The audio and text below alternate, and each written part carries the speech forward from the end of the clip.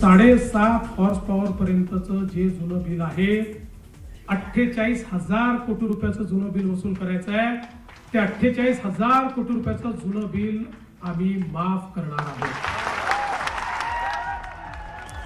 शेतकऱ्यांची 48,000 कोटींची जुनी वीज बिलं माफ करणार मुख्यमंत्री फडणवीसांची मोठी घोषणा. शेतकऱ्यांकडून जल्लोष.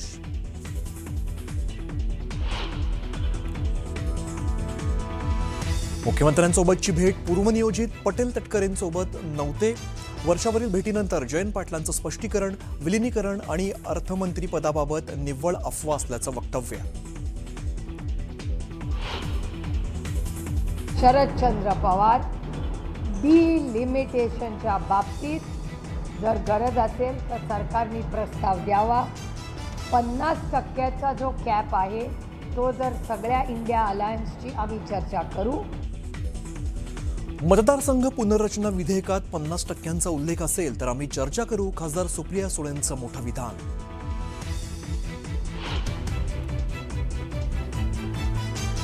टीका करणाऱ्यांना कोणी लक्षात ठेवत नाही, कर्तृत्व करणाऱ्यांनाच लोक लक्षात ठेवतात.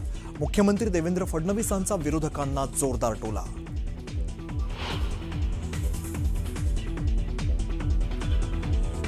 विनायक राऊत आणि त्यांच्या कुटुंबियांचा अटकपूर्व जामीन अर्ज कोर्टानं फेटाळला. ठाणे पोलिसांकडून कारवाईची शक्यता.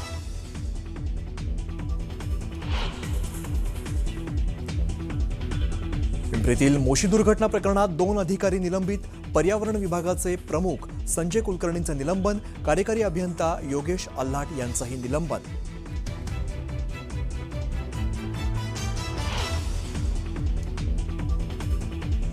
बावली पर्यटक मारहाण प्रकरणातील आरोपींना 3 दिवसांची पोलीस कोठडी. तर दुचाकीवर बसून रॉडने हल्ला करणारा फरार आरोपी आकाश भोईरवर आधी खुनाचा गुन्हा.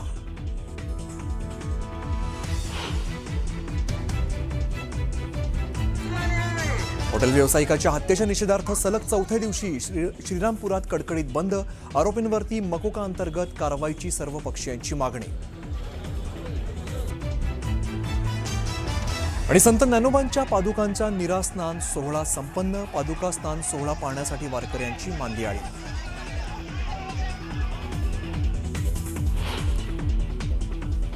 पुढची मोठी बातमी आपण बघूया. माजी खासदार विनायक राऊत यांच्या अडचणीत वाढ झालेली आहे. सून गिरिजा राऊत यांनी केलेल्या तक्रारीवरून विनायक राऊत यांच्यावरती गुन्हा दाखल करण्यात आला आणि विनायक राऊत यांनी अटकपूर्व जामिनासाठी अर्ज केला होता. मात्र न्यायालयाकडून संरक्षण मिळालेलं नाहीये. या संदर्भात अधिकची माहिती देण्यासाठी माझे सहकारी अजित मांढरे सध्या आपल्यासोबत आहेत. त्यांच्याकडे आपण थेट जाऊया. अजित,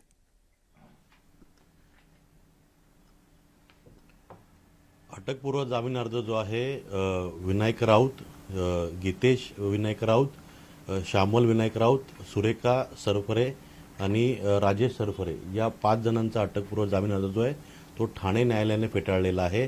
आणि या सगळ्या प्रकरणामध्ये मुख्य आरोप जे आहेत हे त्यांची सून गिरिजा राऊत यांनी केलेले आहेत.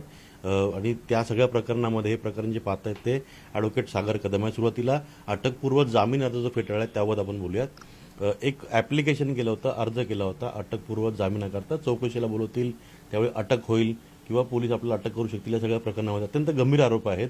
त्या प्रकरणामध्ये या 5 जणांना ठाणे न्यायालयाने त्यांचा अटकपूर्व जामीन अर्ज जो आहे तो फेटाळलेला आहे.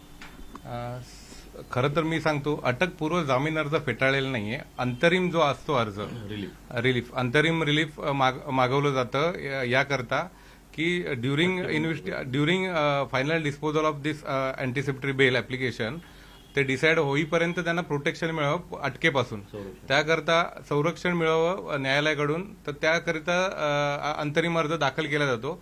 त्याच्यावर आर्ग्युमेंट झालेला आहे त्यांच्या वकिलांकडून आणि तो जो अर्ज आहे तो सिरियस ॲलिगेशन असल्यामुळे एफआयआर मध्ये ऑनरेबल कोर्टाने जे न्यायालय, सत्र न्यायालय, त्यांनी तो रिजेक्ट केलेला आहे. अटकेपासून संरक्षण मिळावं हे ते कोणत्या बेसवर म्हणत होते आणि काय ते आधारभूत देत होते की आम्हाला का अटक होऊ नये किंवा अटकेपासून संरक्षण मिळावं?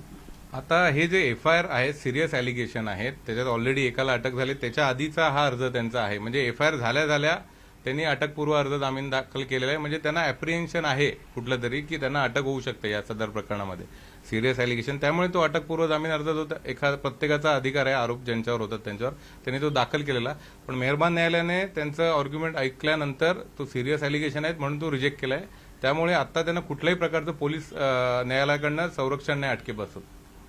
आरोप बरेचसे गंभीर त्यांनी केलेले आहेत. ते आरोप नेमके काय आहेत आणि कशा रीतीनं ते हे करत? त्यांनी जे आता आरोप केलेले आहेत की डीव्ही मध्ये त्यांनी पैसे मागितले किंवा डीव्ही केस, याच्यामध्ये 2 आहेत केसेस ज्या आम्ही फाईल केल्या. एक आहे FIR आहे, जी कंप्लेंट आम्ही फाईल केली ती 30/1/2024 दाखल केली. मी CP साहेबांना आम्ही ती कंप्लेंट केलेली, ही जी 498 आहे ती नंतर FIR मध्ये कन्वर्ट झाली. सुरुवातीला अर्ज द्यायला लागतो, मग ते भरोसा सेलकडे जाते, अशी प्रोसिजर आहे. तर सुरुवातीला ही जी तशी कंप्लेंट आहे ती 30/1/2024 आम्ही दाखल केलेली आहे.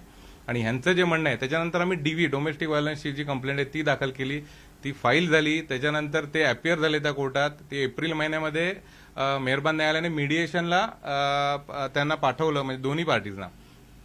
जे मिडिएशनमध्ये जे ठरतं, कारण का डोमेस्टिक व्हायलन्स जो केस आहे त्यामध्ये मेंटेनन्सचा विषय असतो, मॉनिटरी रिलीफचा विषय असतो, कंपन्सेशनचा विषय असतो, ज्या महिलेवर अत्याचार होतात त्यांच्या संदर्भात. हे पूर्ण कायदेशीर आहे, कायद्यामध्ये तरतुदी आहेत.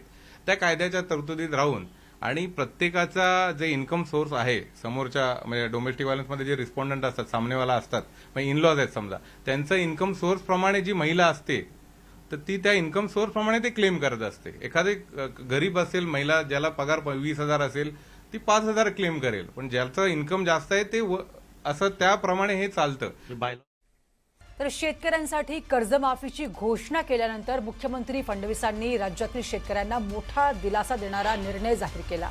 मुख्यमंत्र्यांनी 48,000 कोटींचे वीज बिल माफ करण्याची घोषणा केली आहे. त्यामुळे शेतकऱ्यांना मोठा दिलासा मिळणार. शेतकऱ्यांची पाटी कोरी झाली पाहिजे आणि त्याला इतिहास लिहिता आला पाहिजे, यासाठी हा निर्णय घेत असल्याचं फडणवीसांनी म्हटलंय. तर यापुढील काळात राज्यातील 100% शेतकऱ्यांना दिवसा 12 तास वीज पुरवण्याचा प्रयत्न सुरू असल्याचं मुख्यमंत्र्यांनी सांगितलंय.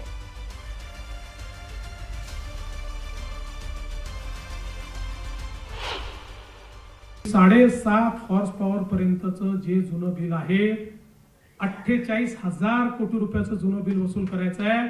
ते 48,000 कोटी रुपयाचं जुनं बिल आम्ही माफ करणार आहोत.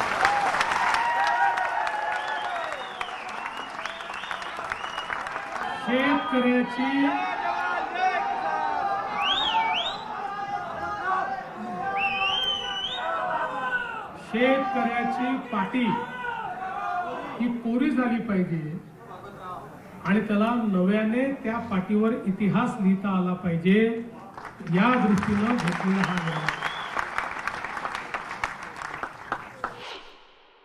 मला सांगताना अभिमान वाटतो की जे आम्ही सांगितलं, आज राज्यातल्या 76% शेतकऱ्यांना आम्ही दिवसा वीज देतो आणि आमचा प्रयत्न हे वर्ष संपता 100% शेतकऱ्यांना दिवसा वीज आम्ही देऊ.